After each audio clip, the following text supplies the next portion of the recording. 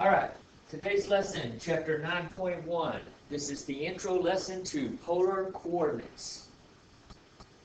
Okay, you are used to rectangular coordinates. Rectangular coordinates, x comma y.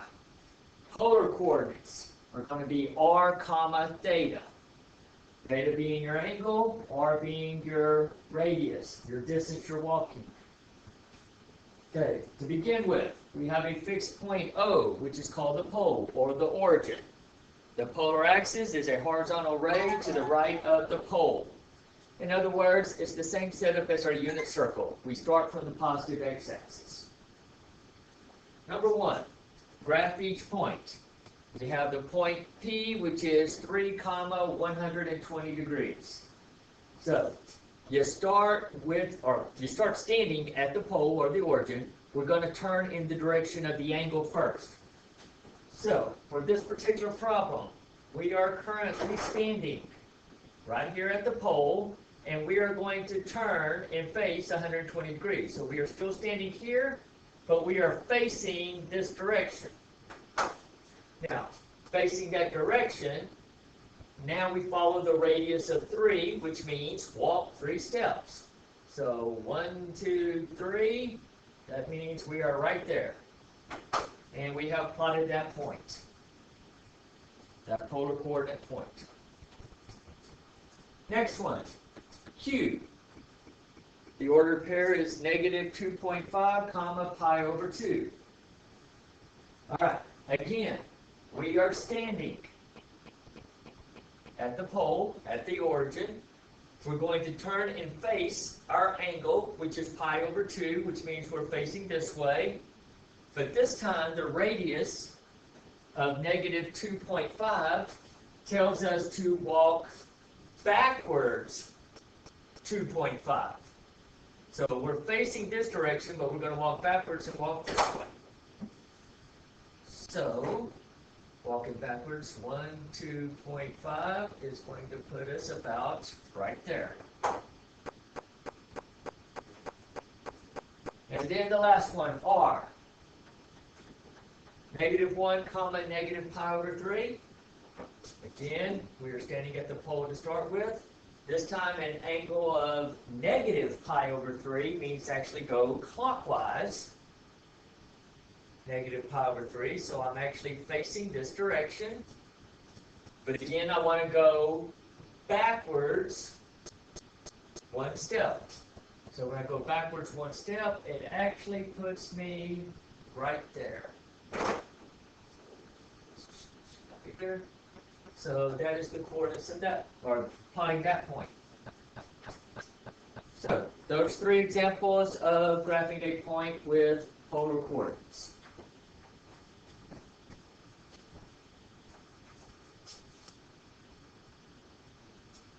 Next step, number 2.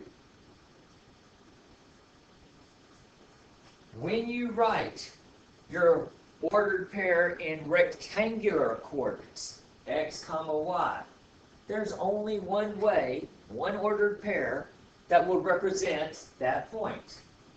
However, when you are using polar coordinates, there are actually 4 different pairs that can represent a single point. To demonstrate, basically,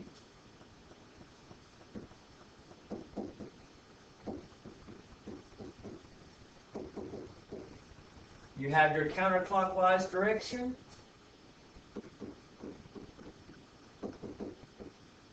and you have your clockwise direction.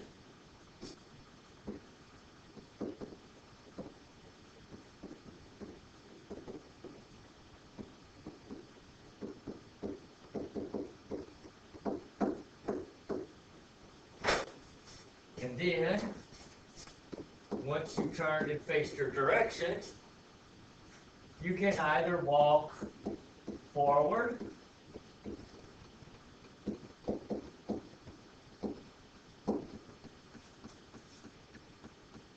or you can walk backwards.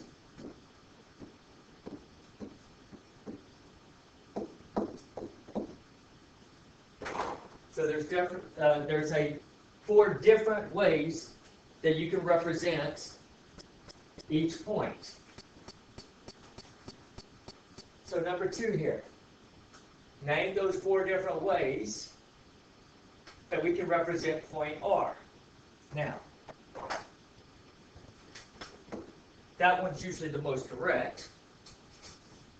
Just turn counterclockwise the way you're used to going on your unit, circle, get your angle, and walk forward to it. But we can do all these different things. So for this first one, okay, our angle is 80 degrees. The radius is 3. So that one's easy enough that it is simply 3 comma 80 degrees. Now what if, I'm going to go ahead and let's go to this one now. I still want to be facing the same direction, but instead of turning this way, let's turn the other direction. So what is it going this way? Well, if you remember the stuff from coterminal, you're just adding and subtracting circles. So just take that 80 and subtract 360. So 80 minus 360 would get us negative 280. So if I turn a negative 280, I'll still be standing here facing the same direction. So still going to be facing that same direction, still want to walk forward. So it's going to still be a positive 3. Okay. Those are the 2 cases where I am walking forward. Okay, now, let's look at the 2 cases where we walk backwards. Well, in that case, instead of facing that direction, we actually want to face this direction. So we're going to face here and then walk backwards. If I go in the positive direction, which is counterclockwise, then that's going to be 180, and then what is that angle right there? Basic geometry, those are vertical angles. So that angle there is going to be 80 degrees as well. So we've got this 180 plus 80 more would be a positive 260. So now my angle is a positive 260 degrees, but I'm actually facing the opposite direction of where I want to go. So I'm going to actually walk backwards 3 steps. So the radius would be negative 3. And then we've got one last one, which is where I'm going to go clockwise. Well, again, if that's 80, if this up here is 80, then this has to be 100, forms a straight angle. Again, basic geometry. But I'm going in this negative direction, so it's going to be negative 100 degrees. And again, I am facing the opposite of where I want to go, so we're going to walk backwards. So these right here are your 4 answers. 4 different ways of representing point R.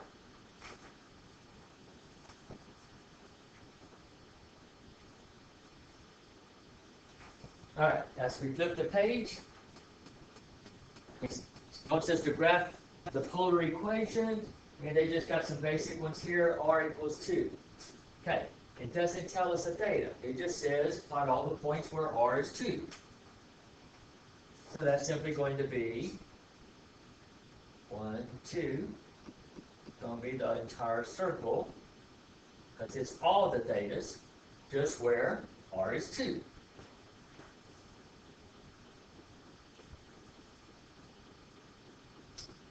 Next one, number 4. Theta equals pi over 3. Well, this one tells us the angle. It doesn't tell us any radius, so it can be all the different radii. So theta is pi over 3. So that means it's going to be this point, and this point, and this point, and this point, and this point, and this point, but also in the negative direction. uh, walking backwards. So it's going to be all of these as well. So in other words, we just simply get that line. Everything on with an angle of pi over 3, but walking forward and walking backwards. All right, again, that was the graphs. Next, polar distance.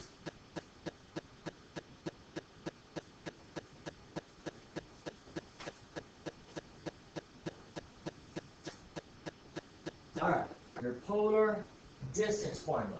Given 2 points in the polar plane, then the formula to find the distance between them. Okay, now notice this is very similar to what you did in chapter 8 with the vectors. So what we have is point P1 and point P2 are both being measured from the origin, but we want the distance between those 2 points. It in essence forms a triangle. So if you're noticing, this formula for the distance is nothing more than the law of cosines.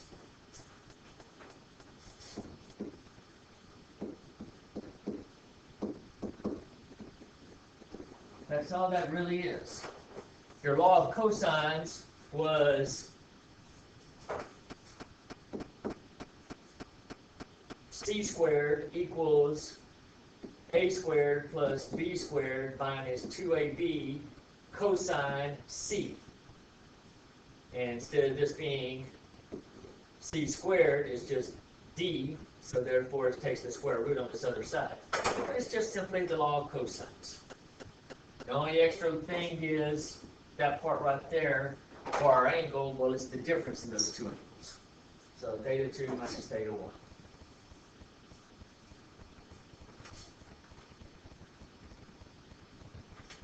Alright, so number 5. An air traffic controller is tracking 2 airplanes that are flying at the same altitude.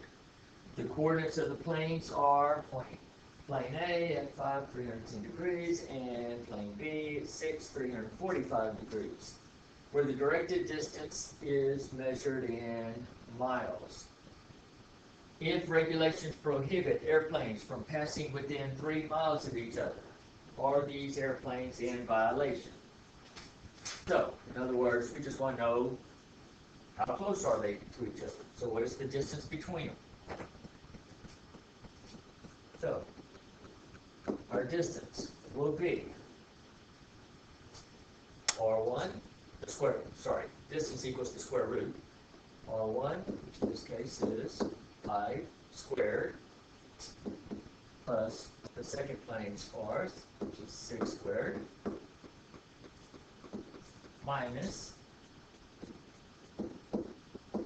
2 times 5 times 6.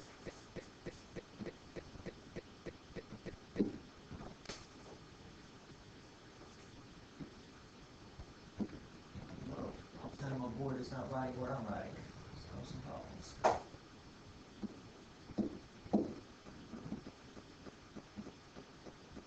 Cosine of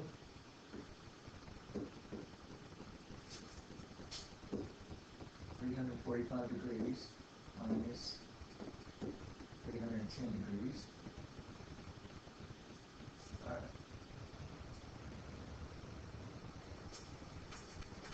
All right, I'm having issues all of a sudden. The smartboard is not writing what I'm writing. That's causing all kinds of problems for me.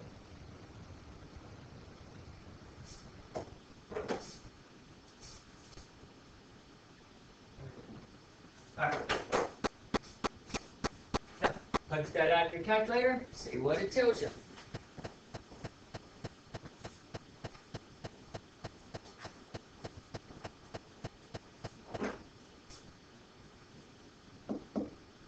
I'm going to assume y'all can do that part all right. Just give you the answer. I would recommend you still do it just to confirm that you're getting the same answer.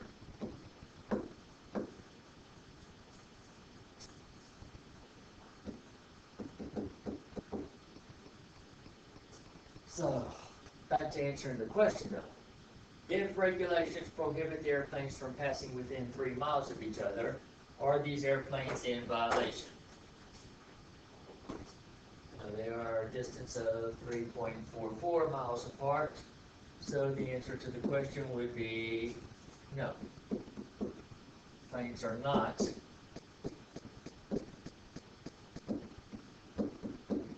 in violation of the law regulations.